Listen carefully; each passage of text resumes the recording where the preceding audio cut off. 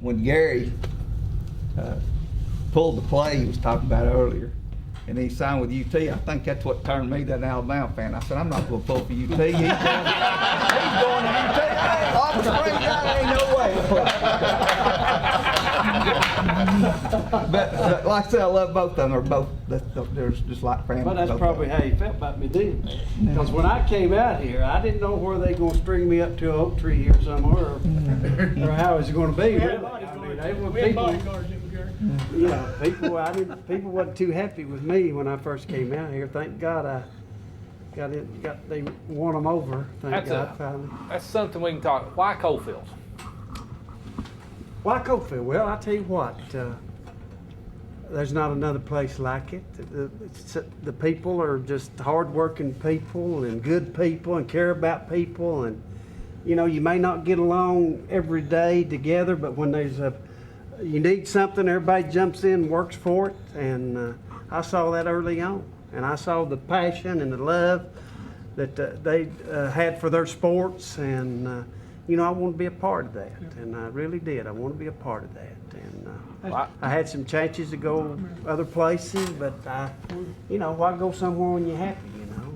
But we're glad you stayed, too. Yes, sir. Coach Kreis is, you know, they talked about family, and they talked about, we've talked about all the times that he's got upset, or all the times and stuff that he gets intense and stuff. But you know, so much nowadays that parents will sit there and say, well, you know, they shouldn't yell at my kid. My kid doesn't need to be yelled at. You know, growing up and playing football, you know, and playing for Coach Kreis, you know, at no point did you ever think that when Coach was yelling at you or he was mad at you, that you thought that he was angry or that he didn't like you. You know, you knew that, you know, what you did, you know, was wrong. He was just reinforcing that and getting you motivated to, you know, to stay on track. You know, to keep, you know, get your mind straight. You know, quit thinking about that girlfriend, or, you know, you call her out in the parking lot. You know, so, you know, a lot of people hear about the stories about, you know, how Gary blew up and stuff like that. But some of the guys sitting up here, I can't speak for everybody, but, you know, I know Ben and Shelly and Chris and some of us, you know, there was never a doubt in my mind, you know, that, you know, I thought a few times he was going to kill Donnie and Jeff, but, you know, Johnny and, you know. You blame me? You know, no, Donnie and Jeff, you know, they was like his boys. You know, he had to be a little sterner with Donnie and Jeff because they just a little bit more rough.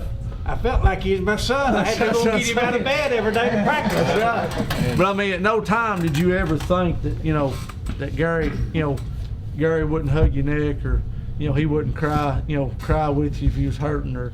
Yeah, I think he knew the perfect balance. I think he knew when he got to you and you needed it, he'd come and pull you back in. I think we all knew. I think even to this day we know that if the chips are down, we need somebody, we can call him, he's gonna be there.